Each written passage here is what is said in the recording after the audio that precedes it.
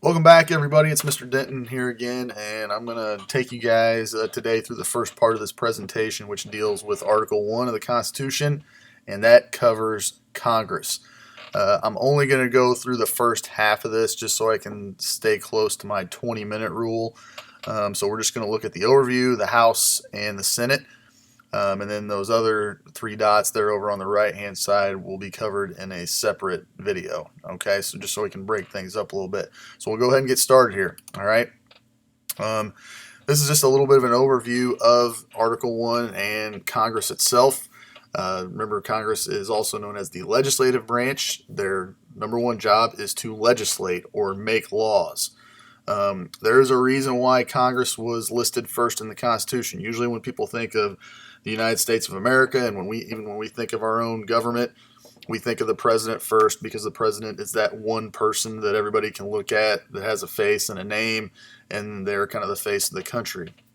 However, Congress is the branch that probably has the most impact on our day-to-day lives, because they create all these laws that shape our society, and because they are closer to us. They represent, senators represent our state, our representatives, they cover a smaller area than that, and so they are closer to us, and we vote directly for them. We have more influence on whether or not they get to keep their job.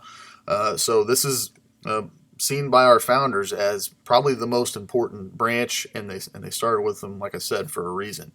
It is a bicameral branch that has two houses, the House of Representatives and the Senate, and we're going to look at both of those today.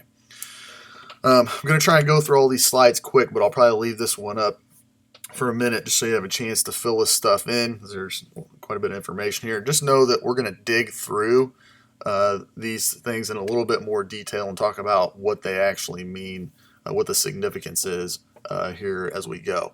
Okay, so the House of Representatives is seen as the lower house, and we'll talk about why on a later slide here. You see their membership is based on population. Remember back the last time we talked about that, 435 total members. They are the House is the reason for the census. We'll talk about that a little bit later on as well. Remember, the census is, we're in a census year right now. I'm filming this in 2020. Every 10 years we count how many people are in the United States and where they are actually at. And this is the primary reason why. We do it for lots of reasons, but this is the number one reason. They're in office for 2 years at a time. There's no limit on the number of terms that they can serve, and they are elected in the general election. In other words, in November every even-numbered year. Okay. Senate is recognized as the upper house, and their membership is based on equality. The state's membership in the Senate is based on equality. In other words, doesn't matter how many people live in that state, you get the same number of senators, two, okay, regardless. So we have 50 states, 100 members of the Senate. So they serve 6-year terms. We'll talk about the significance of that a little bit later on. And there are no term limits there either. Also elected during the general election, but they're not all reelected at the same time. And again, going to touch on that later as well. All right. So there are different types of powers. Each branch will talk about this kind of stuff. Congress has different types of powers that are either listed or not listed or denied in the Constitution. Express powers, those are the ones that are specifically written out in the Constitution in black and white. Okay. There are implied powers as well. Those powers are suggested by the Constitution, but the framers knew they were never going to be able to list every single thing that Congress needed to be able to do. So they were vague on purpose. And when our founding fathers wrote the Constitution, they were vague in lots of places because they knew that over time, if they were too specific, if they painted themselves into corners and stuff like that, the Constitution was eventually going to break. It was going to fall apart. It was going to become irrelevant. So they had to be vague sometimes. Inherent powers, again, not all powers can be listed. So they basically said, look, there are some powers that any government is going to have to be able to function. And we can't list all of them. But as long as it's reasonable and logical and falls in line with the principles that we line out in the Constitution, then then it exists, then it's there. Okay. Powers denied are powers that are explicitly in black and white listed in the Constitution that are denied from the government, that the government cannot have. And then there are also powers that are shared between the national government and the state government. So Article 1, Section 8 contains the powers that are listed specifically of Congress in the Constitution. 18 of them there, 17 of them are very specific. The ability to tax, the ability to borrow money, to declare war, and so on. But there is one that has been a controversial topic throughout our entire history, and that is the 18th power that's listed, the Necessary and Proper Clause. Some people have called it come to call it the Elastic Clause. And what it says basically is that Congress can do anything necessary and proper to carry out the Constitution and to make sure that it survives. Well, that's pretty vague. And again, like a lot of other places in the Constitution, when something is vague, then the people in power can kind of use that to stretch their power. And so Congress has done that over the centuries. And a lot of people would argue that Congress has become maybe even more powerful than our founders intended, because they have used that clause over time to grow their power. Other people look at it and say, hey, that's genius. Again, knowing that they weren't going to be able to say everything and give us everything that Congress was going to need, they left the door open a little bit. And that's allowed our government to survive and to thrive over the centuries. Some powers that are denied to Congress. One of them is the ability to suspend habeas corpus. This has come up over several times over the existence of our country, during war and times like that. People who are arrested and thrown in jail, they have to get what's called due process. You can't be thrown in jail and then just left there to rot. You have to be able to, to face your accusers, to know why you're being put in jail. You have to be taken through the process. Okay. There's something called the Bill of Attainder, which says that you can't pass a law to just go after an individual or a group to punish someone without a trial. Everyone gets a trial. Ex post facto, that's Latin for after the fact, which basically means if you do something and then later on a law is passed that makes that something wrong, you can't be punished for what you did before the law was passed. Okay. Export taxes basically means that that our government can't tax goods that are sold to other countries. Okay. That's just to protect American business. The states are denied those three powers down at the bottom. They can't make treaties with each other. Now they're in the news right now. Some states, as we're dealing with the coronavirus, are suggesting that they may make a pact to work together to lower drug costs and things like that, or the cost of ventilators and things, where if they go together, they've got more bargaining power. But a treaty is something different. That's crossing the line where they're saying, hey, we're going to work together against other states, or, to make war against the United States of America, things of that nature. States cannot do that. Okay. States can't coin their own money. That belongs to the federal government. And like I said, they cannot engage in war. All right. So I'm going to have to move quick to get through the House and the Senate here. So we're going to try and move as quickly as we can.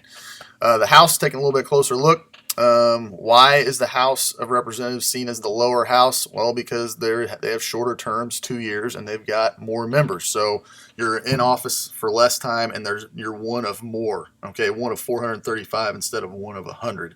So that means you've got less influence. But because you're closer, you represent a smaller area, and you're only in office for 2 years at a time, the idea is that you're going to be more responsive to the will of the people. Okay. Average size of congressional districts is 750,000. That's what where they're supposed to be at. We'll talk about that more later. They are elected directly by the people of their region that they're in, of their district. All right. Qualifications: 25 years old, have to be a U.S. citizen for 7 years, and a resident of their state. The presiding officer of the House is the Speaker of the House, currently Nancy Pelosi, and that is one of the most influential and highest paid offices in the country, in our government. They're third in line to the presidency after the vice president. Every state gets at least one representative. If someone dies or if they are pulled out of Congress to go work for the president, or they get removed or whatever, then there will be a special election to replace that person. Again, this is based off population. Illinois currently gets 18 seats in the House.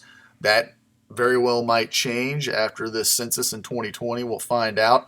And we're in the 15th congressional district. So just to show you here real quick, some of the other states, Illinois is not the biggest by any means, but we're one of the bigger ones, probably one of the medium-sized ones. And we lost representatives after the last census, and it's entirely possible that we may lose again because our population's been going down. We shall find out.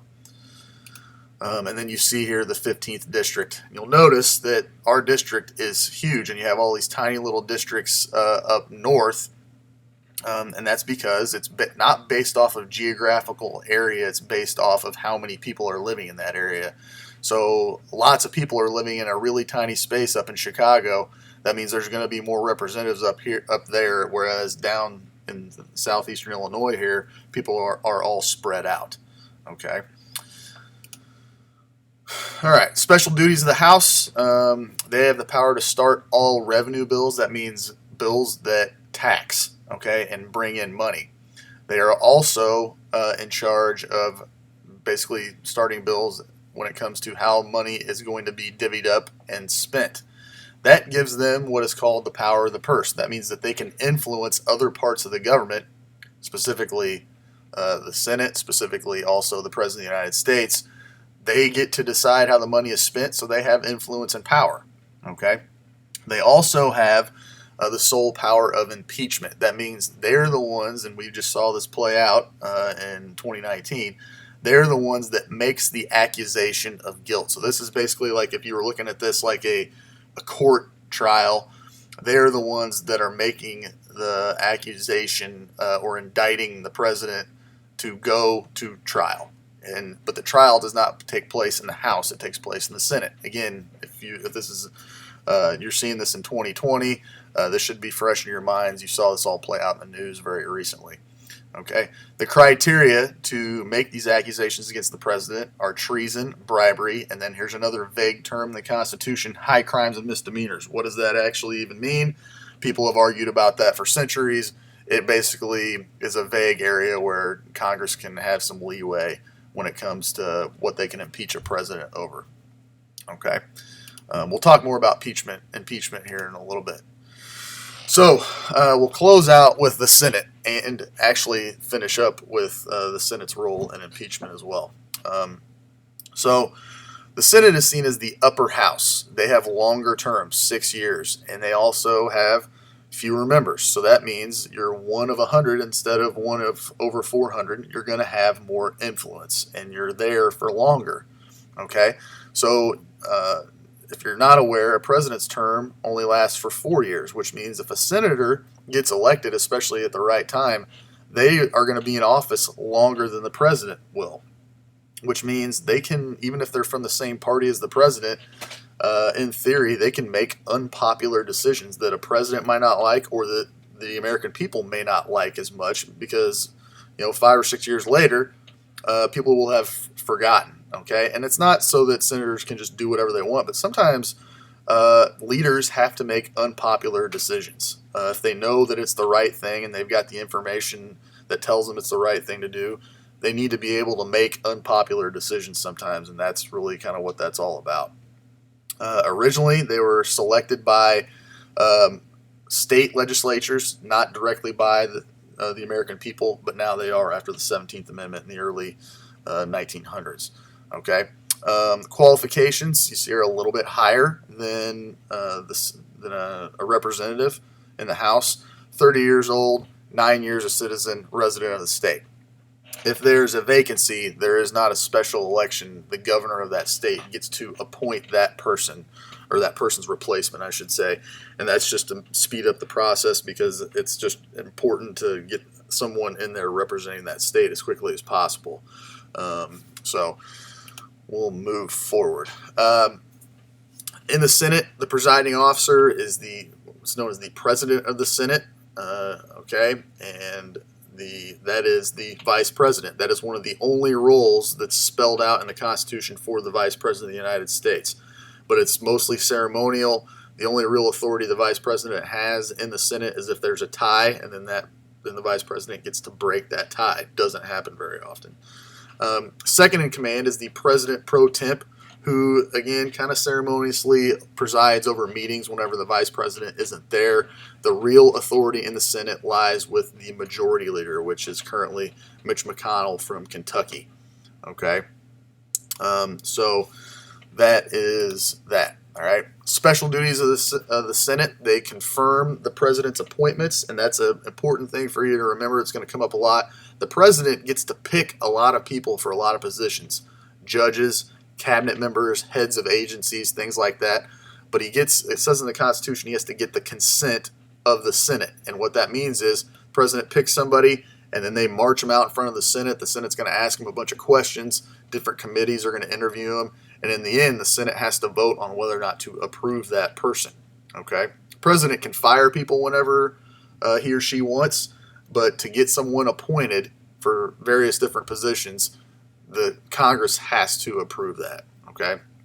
They ratify treaties. So we have various different leaders that work on treaties with other countries, but a Senate in the end has to approve a treaty. Okay?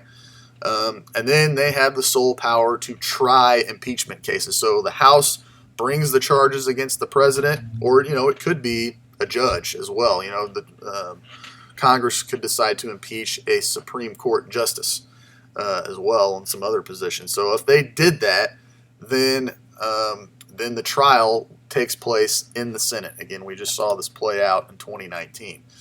So a little bit more about the impeachment process here.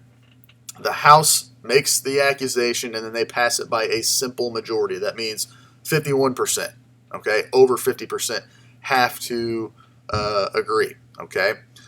So then the trial goes to the Senate, and it's important to remember, it's not a criminal court, it's a political one, all right? There is a vote, and they hear evidence, and they must determine guilt or innocence. So these senators basically become, and they actually take an oath where they become jurors. And so the Chief Justice comes in, presides over the proceedings, and we saw it gets really, really serious when this happens. They're not able to have cell phones. They change a lot of the proceedings rules and things like that. And it's supposed to be a very serious thing when it happens. One big difference between what happens in the House and what happens in the Senate is that in the Senate, you have to have a 2/3 vote. And that's an important number to remember. Anything that's really big or really important in Congress, in the Senate, needs a 2/3 vote, not just a simple majority. Okay? So to impeach a president, to pass an amendment, just various things of that nature. If it's a really big, important thing, to override a veto of a president, you need a 2/3 vote. So something else that's important to remember, if they do vote to remove, okay, so if they find the president guilty of the articles of impeachment, they vote to convict. What that conviction means is that the president is removed from office. He is not then thrown in jail. Okay, so a president could be thrown in jail, could face criminal charges later on down the line after he's been removed from office, but that's not what an impeachment is about. It's about just that removal process if it does actually happen. Okay? One of the big misunderstandings that American citizens have about impeachment, that everybody seems to think, we've had one president who's been impeached before, and his name was Richard Nixon. Okay? And that's actually false on a couple of different levels. We've actually, prior to President Trump being impeached in 2019, we had 2 other presidents be impeached, and neither of them were Richard Nixon. So we had Andrew Johnson in the aftermath of the Civil War, the guy that replaced Abraham Lincoln. He was impeached but was not removed.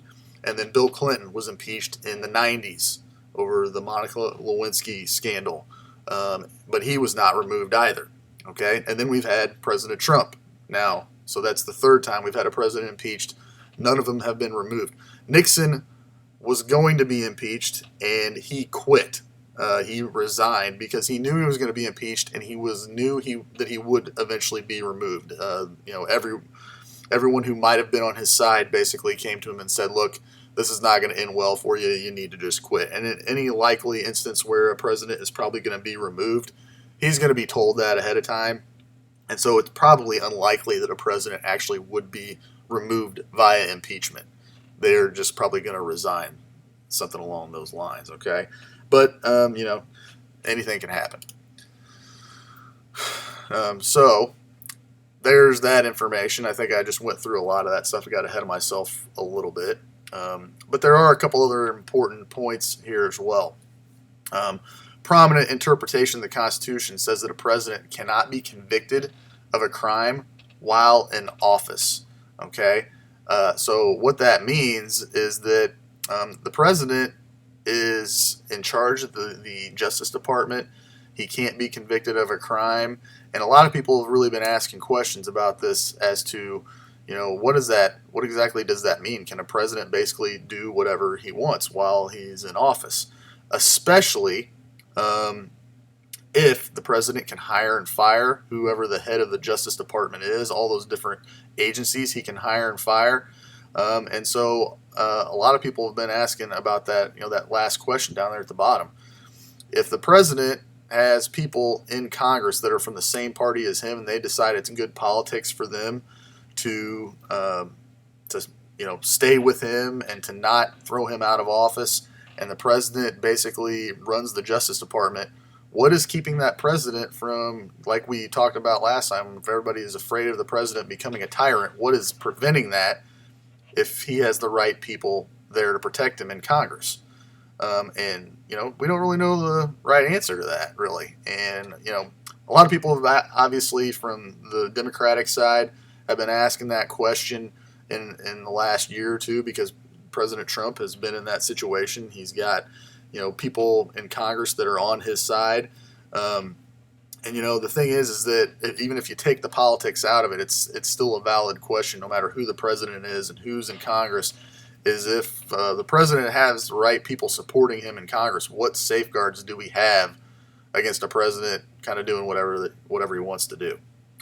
So that's just, like I said, putting that in there because that's been a prominent question out there that a lot of people have been asking over the past couple of years. Okay, so there's a video there. I'm actually going to link that, or I'll try to put it into the assignment. So if you're interested in learning a little bit more about impeachment, you can have the opportunity to watch it there, but it's not required viewing. So you can check that out if you want to. All right.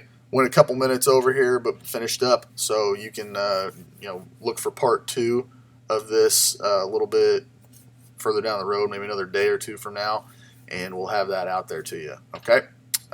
You guys take care. Stay safe. Let me know if you have any questions. We'll talk to you soon.